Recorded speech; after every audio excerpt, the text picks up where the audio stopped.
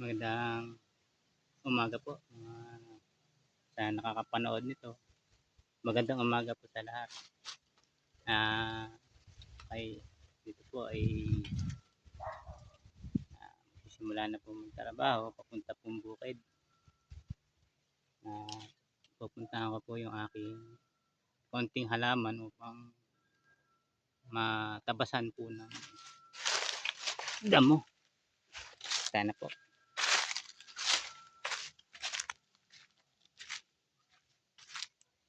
Ayan po ang daan.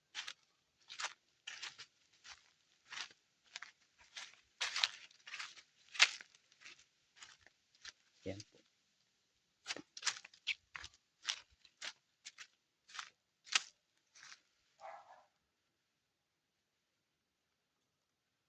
Ayusin ko po lamang.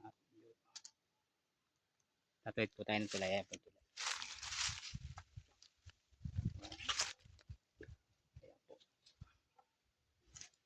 Mahirap. Maugaw kasi medyo konting ingat. Ganyan po ang tulay dito sa sabi nga namin ay hindi po pinagaganda dahil dinadaanan mo ng ibang tao. At lalo na po pag may mga produkto na may bunga, halimbawa po kasi nawili pong dumaan.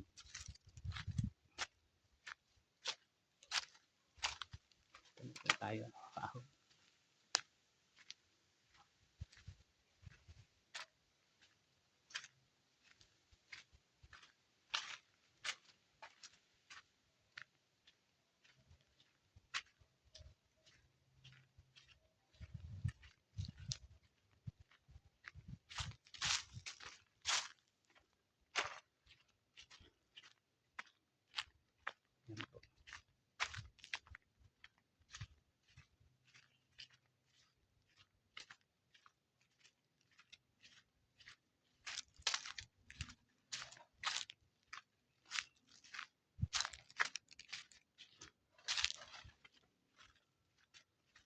Ito pang gulay.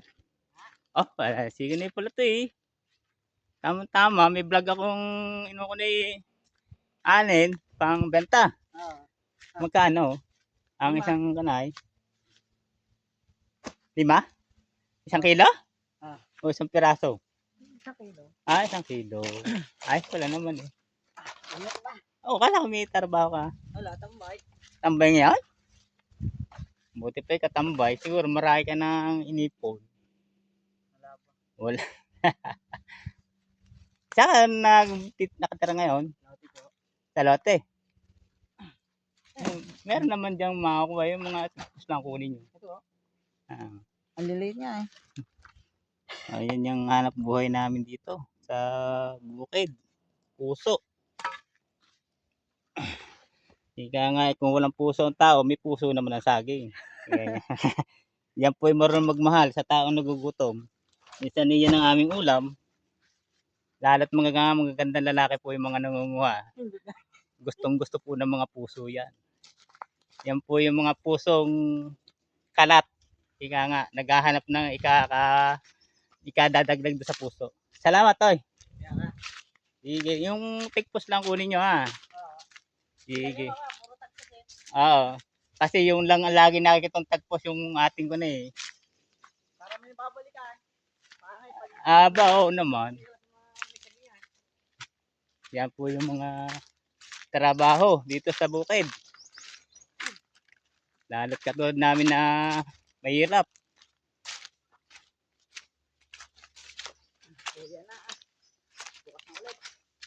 Tambay pa lang ikaw ngayon.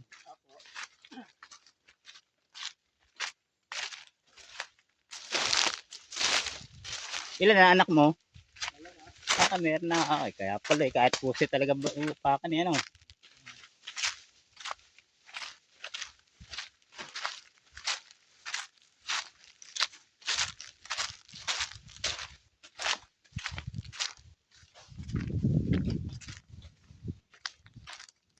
Ayun.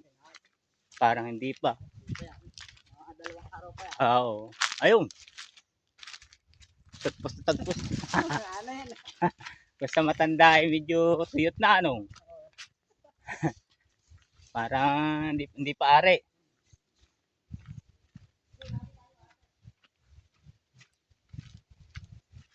Yan po yung mga tao dito po sa amin. Mga sabi pang nawid ng lanay. Panandalian naming hanap buhay na bagang dahil nga po sa misan eh walang trabaho. Ito yung alternatibo namin mga naiisip minsan na pananadalian ko na yung mga pagkain na kapag pagpunan. Ito pala yung halaman ko na yung tawag ay pinatubo. Tawag din sa amin pinatubo. Ewan ko po sa ibang lugar. Yan po. Mga sagana po dito ng Wanay. Mga halaman.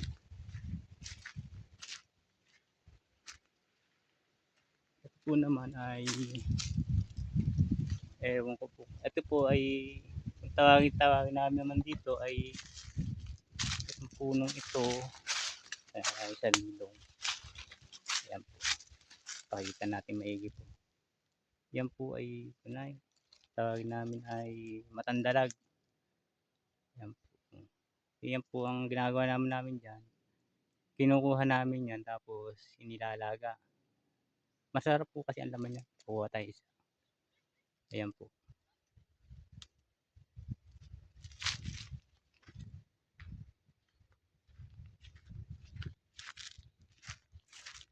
Ayan.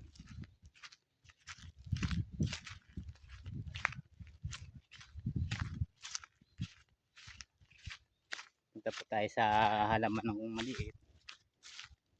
Kasi ka po, yung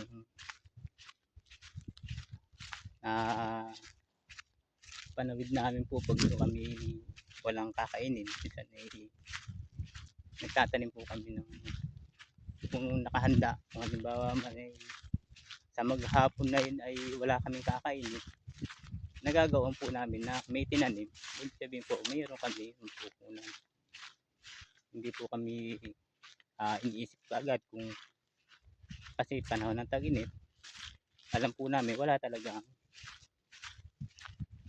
mabubuhay na pananim. Ito po yung puno ng bayabas. Yan po. Bayabas. Yan po ay matitibay na panggamot. Bayabas. Sa marandaman. Kaya po sabi namin dito po sa amin sa probinsya. Kaya po malakas silang magpagaling. Kasi po isa pa ay sariwa tapos sarili nilang sikap, yung taba. Wala pong chemical. Kaya po yung pwersa ng kanyang gamot ay kaya ho magaling. Hindi po siya nahahalukan ng chemical. Lalo sa pagpapalaki nila, sariling sikap lang ng pagkuha ng kanilang sustansya. Kaya pag inilapat namin ho sa amin sa katulad namin mga umaasa lang po din minsan sa mga ganyan, ay napakabilis po namin napakabilis pong kunin na panggamot at mabisa po talaga. Mabisa. Sabi nga po ay walang chemical. Kaya ang pwersa po ng kanilang kagamutan lalo't sanay po sa katulad namin mga magsasaka dito na yan po ang mini-maintenance namin. Mga sariwang mga tumubo dito sa lupa na hindi ho naabunuhan. Ayan po naman ay bignay. Malaki po ring bagay yan sa amin yung bignay. Ginagawa po namin dyan. Yung ginagawa namin inumin. Halimbawa po katulad ng binabatad po namin. Kung ano pong gusto nyo, lagyan ng ano po, ibabatad namin sa kung ako po kasi yung gumawa niyan ay minsan binabatad ko po sa banga. yung bignay na yan. Dahil nga po ay nasubukan po naman namin, kasi kaya po namin nasasabi kasi nasusubukan din po naman namin na magaling naman sa katawan. Kasi yung mga natural na mga pagkain sariwa ay talaga pong basta wag lang po sosobra at tama po yung paggawa, hindi po naman delikado. Basta tama at subok po ninyo at nasubukan na sa hindi man sa inyo sa sarili kundi ko sa iba pang mga gumagamit. Kaya napakaganda po sa katawan. Sige po, diretso po tayo sa kanan, sa aking halaman na kasi po ginugubat na rin naman. Kasi kapag hindi ko naman din aalagaan, sabi nga po kung wala kang pagmamahal yung tinanim, wala din po namang aanin. Pero pag katulad po ng kalikasan, katulad po ng tag-init, wala po talaga. Minsan ay katutuyot talaga po. Katulad nito po itong mga katubigan ng tinawag ng katubigan dito. Napaka tuyot na tuyot po. Sobrang init po kasi. Yan po yung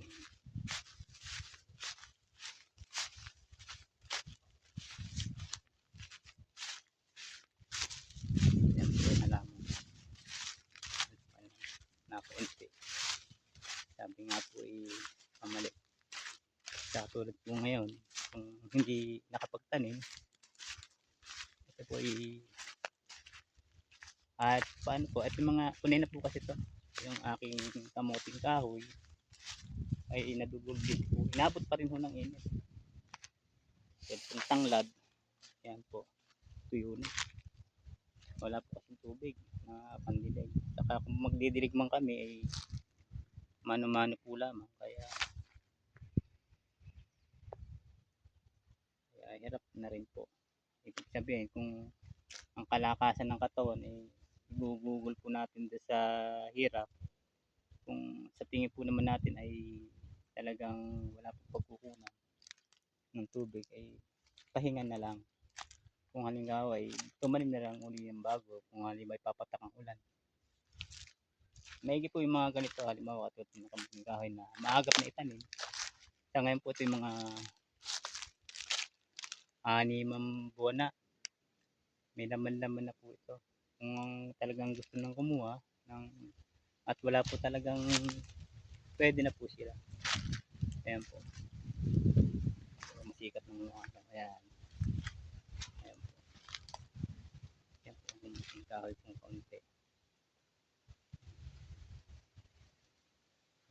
Hahawan-hawanin po lang. Gumugubat po ang ulan. Sabi nga po, pag nagubat ay dinadaga. Yung daga po ay pinagtitirahan ng daga. Katulad po na ito ngayon, mga bagong ani dito sa palibot. Dito po pupunta yan, lalo magubat. Kasi wala po silang kakainin. Minsan sa niyog, yung mga niyog po, yung mga niyog. Tapos sa saging. Diyan po yung mabilisan nilang makukunan ng pagkain. Kaya po, dito tayo.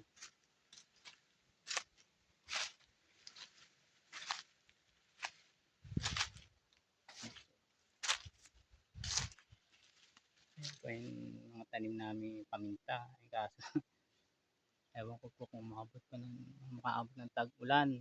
Kasi nga po, wala pong tubig. Yan po yung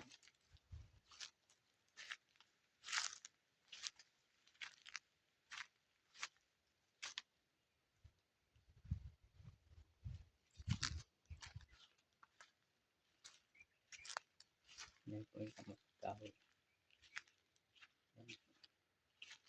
Tingin ko po naman may napapakinabang na. May laman na po yung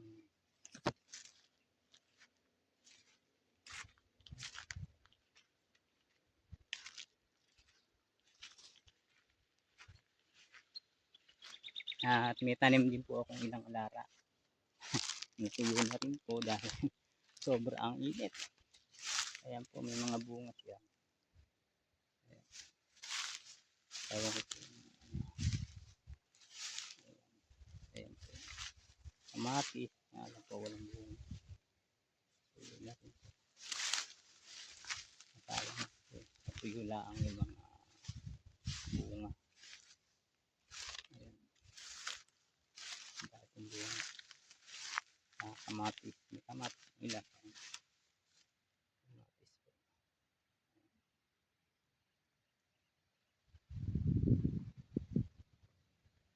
Ayan po. Kamatis. Ayan. Lara. Ayan po. Mga lara. Ulang.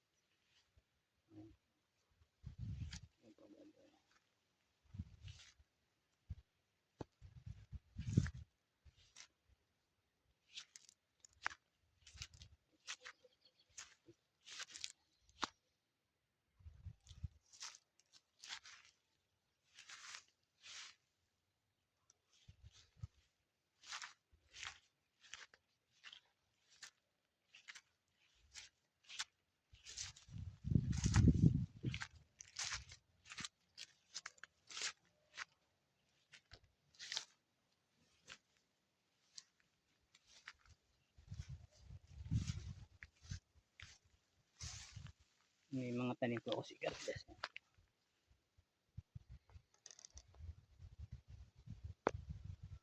Ayan po sigarilyas. Gumulang. Hindi na po nakaputo. Gagawin na lang ang pananim.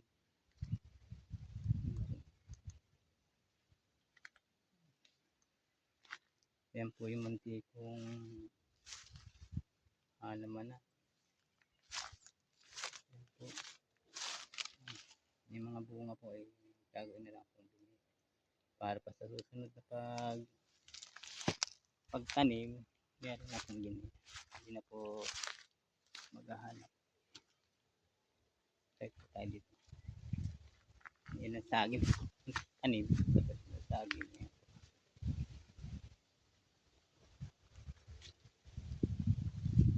Saging. Kamote. Ubat po kasi. Tatabasan.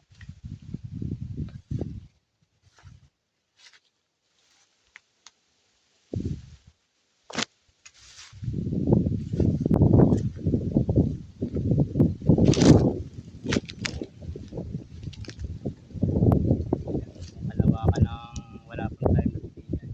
Sobrang init. Dito po lang masarap sa labda. Yung po na lalanta rin. Yan po ang kalawakan ng tubig. Yan po may irrigation kami maliit. Wala pong tubig dahil talagang wala pong pagpupunan.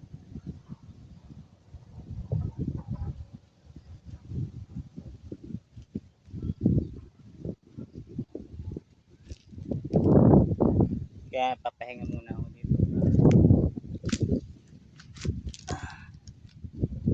Saka katulad po pala namin mga magsasaka. Sa amin naman po normal lang naman yung pinagis na dahil sanay na po kami sa ganitong bagay. Kasi maswerte nga ho kami dahil ang pagkain namin ay sariwa. Yung sustansya ng unang bunga o pagkakait ng bunga ng ating halaman dahil wala pong chemical na nilalagay, malaking bagay po sa aming katawan na katulad namin mga magsasaka dito sa bayan ng Magdalena, Laguna, Porotok ng Magdalena.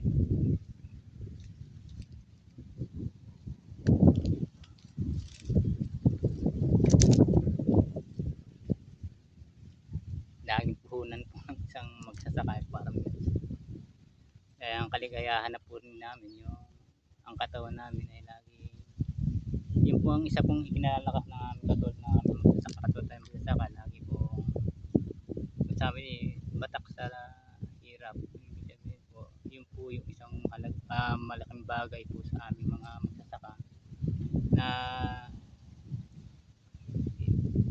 na malaki ang nagiging tulong sa amin po yun dahil araw-araw ay may galaw. Pananatili po yung lakas katulad po, lalo pa kung nakukuha namin ay mga gulay na masustansya. Hindi man pa naman laging palagi natin nakakainin ng gulay. Halimbawa po idilig naman ng katawan ay ako ay naman ang iba, yung po yung sinusunod dahil kung ano yung gusto ng katawan din naman. Kasi nasasanay-sanay po dito yan. Kasi katulad po namin na magsasaka ay talaga pong mas malimit pa ang gulay. Kaya iba't iba na lang po ang tanim. Kung anong nagustuhan, yun po yung amin. Ang mahalaga po sa amin ay yung may makukuha at may tanim. Yung po lang. Maraming salamat sa nanood po ng aking nakapanood ng aking video.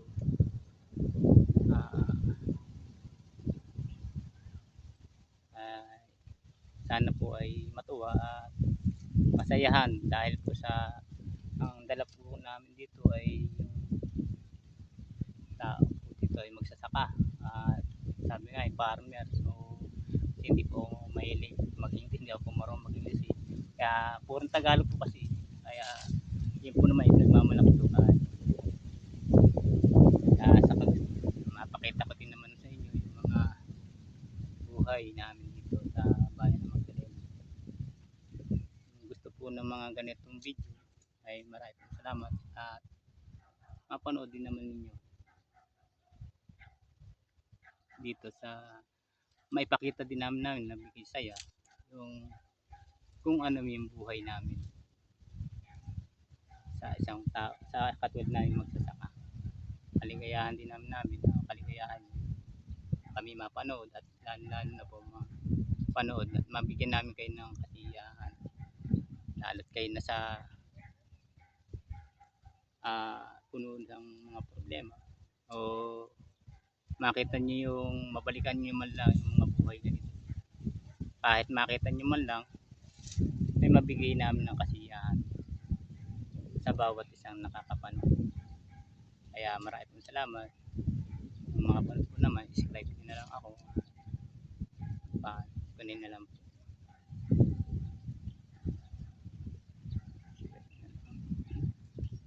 Salamat po sa nanood. Salamat.